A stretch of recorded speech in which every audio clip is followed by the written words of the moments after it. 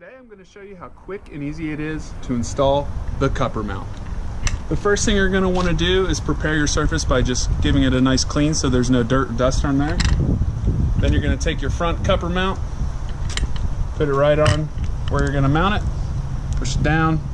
Now you'll notice there's a red line on this pump. This pump here indicates that you have the right seal. If that red line is hidden, that's how you know you're good to go. So go ahead and pump.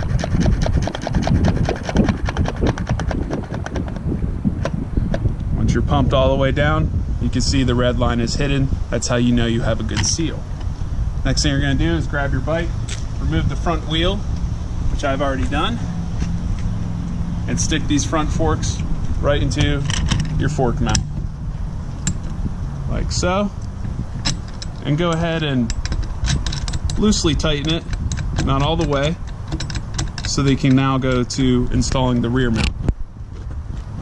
For the rear mount, same as the front, you prepare your surface by cleaning it off, see where it's going to sit.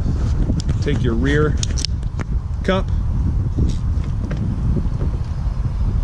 set your tire right down in it, and same as the front, you have a red line indicator that lets you know that you have a good seal. And to get that seal, go ahead and just pump it down. Once you pump it down and you don't see the red line anymore, you know that you have a good seal. Take the supplied ladder strap, wrap it through your rim, tighten it down, and now your rear tire is secured. Go back to your front, finish tightening up your front fork mount here.